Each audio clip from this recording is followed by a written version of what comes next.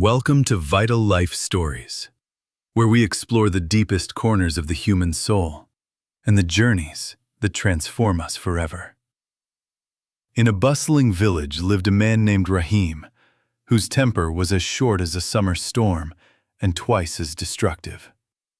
He carried a storm cloud over his head, unleashing thunder on anyone unfortunate enough to cross his path during his daily routine. His anger was a constant fire that burned bridges faster than he could build them, leaving him isolated in a crowded town. Even the sanctuary of his own home was not safe from his rage, as he brought the chaos of the world inside. His wife walked on eggshells around him, her eyes filled with a silent sorrow that Raheem was too blind to ever notice. Deep down, Raheem felt like a victim, convinced that the universe was conspiring against him to make his life completely miserable. He looked at the innocent joy of children playing outside and saw only noise and disrespect, fueling his bitter and angry heart. With a roar, he chased away the laughter, believing that silence was what he needed, yet finding only more emptiness in return. Every accidental bump or minor inconvenience was treated as a personal declaration of war, a battle he felt he had to win. He genuinely believed the problem was out there, in the incompetent people and the chaotic world, never once looking inside himself. One day, a brave friend suggested he seek counsel from a wise monk who lived peacefully under the ancient Bodhi tree. Raheem scoffed at the idea of sitting under a tree, yet a small part of him was exhausted by his constant anger. That night, sleep eluded him as he realized that fighting the world was a war he was slowly and surely losing. Driven by desperation rather than faith, he decided to find the monk, hoping to prove the world was indeed the problem.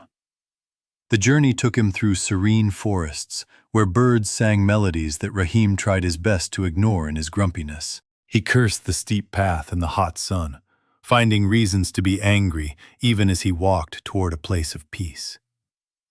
Finally, he reached the summit where the great Bodhi tree stood, its leaves rustling like 1,000 whispering voices of ancient wisdom. Beneath the tree sat the monk, still as a stone, radiating a calmness that seemed to cool the air around him. Raheem approached loudly, expecting the monk to be annoyed by the intrusion, just as he would have been in that situation. Instead, the monk opened his eyes slowly and offered a smile so genuine it briefly confused Raheem's prepared speech of complaints. Raheem unleashed a torrent of words, blaming his neighbors, his family, and the weather for the constant fire in his belly. The monk listened without interruption, pouring tea with a steady hand, letting Raheem empty his heart of all its toxic bitterness. Finally, Raheem asked the question that haunted him. Why does everyone in this world exist solely to drive me absolutely crazy? The monk looked at him with compassion and said, "Let me ask you a simple question about mud and your choices." He continued, "If someone throws a handful of sticky mud at you, tell me, what are the options you have?" Raheem thought for a moment and replied, "I would try to block it with my hands or throw it back." The monk smiled and said, "If you catch it, your hands get dirty. If you throw it, you are covered too." "There is a third option," the monk explained. "You can simply step aside and let the mud pass you by completely." Raheem sat in silence as the realization hit him. He did not have to catch every insult thrown in his direction. Then the monk pointed to a pot of boiling water nearby and asked, "Can you see your reflection in that water?" Raheem looked at the bubbling surface and shook his head, saying, "No, the water is moving too violently to see anything." The monk removed the pot from the fire and said, "Your anger is like this boiling water, hot and chaotic. When you are boiling with rage, you cannot see the truth, you cannot see yourself, and you cannot find any peace." Raheem saw his reflection clearly for the first time in years, noticing the toll that constant anger had taken on him. The monk taught him the vital lesson. Reacting is an instinct, but responding with calmness is a powerful choice you make. With a lighter heart, Raheem thanked the wise monk, feeling a seed of peace planted deep within his turbulent soul. He descended the mountain not as a warrior seeking a fight, but as a student carrying a precious lesson home. As he entered the village, he saw a group of young men known for trouble, laughing loud and looking for fun. They saw the angry man approaching and decided to test him, shouting insults and mocking his walk to provoke a reaction. Old habits die hard, and Raheem felt the familiar heat of anger rising in his chest, urging him to fight. But then, the image of the boiling water and the flying mud flashed in his mind, reminding him of his choice. He took a deep breath, cooling the water inside him, and unclenched his fist, choosing peace over a pointless battle. He offered a small, calm smile and continued walking, stepping aside from the mud they were trying to throw at him. The young men were left confused and silent, their insults losing all power because there was no reaction to feed them. One of the young men ran after him and asked, "Old man, why did you not scream at us today?" Raheem stopped, looked at the boy with a kindness that was new to him, and prepared to share his wisdom. He asked the boy, "If someone offers you a gift, and you choose not to accept it, to whom does it belong?" The boy thought for a moment and replied, "Well, I suppose it would still belong to the person who offered it." Raheem nodded and said, "Exactly. Anger and insults are just like that gift. If I don't accept them, they remain yours." He added with a smile, "When someone offers you poison, remember that you are under no obligation to drink it." The young man stood in silence, absorbing the lesson, while Raheem walked home, leaving the poison of the past behind. When he arrived home, his wife braced herself for the usual storm, her eyes scanning his face for signs of thunder. Instead of shouting, he asked gently about her day, his voice soft and carrying a warmth she hadn't heard in years.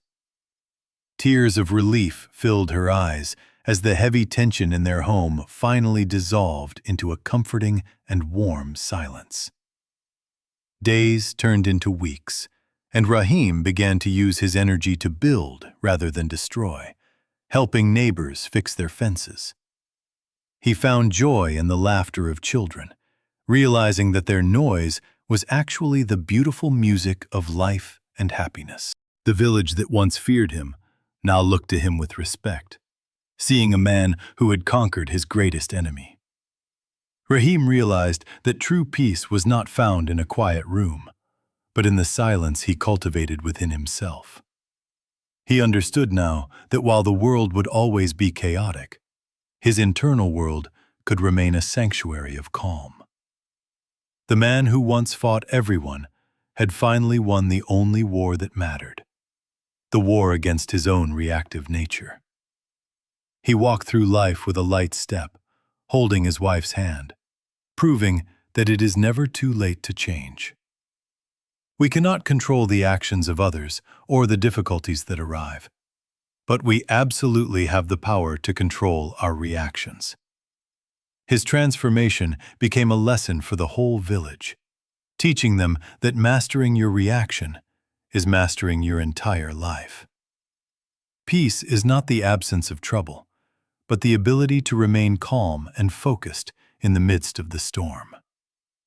Like a candle flame that remains steady in the wind, your inner peace depends on how you shield it from reaction. So the next time the world tries to hand you poison, remember Raheem and simply choose not to drink it. Raheem returned to the tree not as a seeker, but as a guide, sharing the wisdom that saved his life. He taught them that the strongest person is not the one who fights, but the one who can control their temper. True freedom is realized when you no longer give others the power to control your emotions with their careless words. Life is fragile, and short. So do not waste your precious moments holding on to anger that only burns your own hands. Breathe in the peace of the present moment, and breathe out the toxic need to react to every single little thing. Raheem's story reminds us that we are the architects of our own happiness and the guardians of our own peace. May you find the strength to step aside from the mud and keep your water calm, clear, and perfectly still. Thank you for watching Vital Life Stories. Remember to subscribe for more tales of wisdom that guide you toward true inner peace.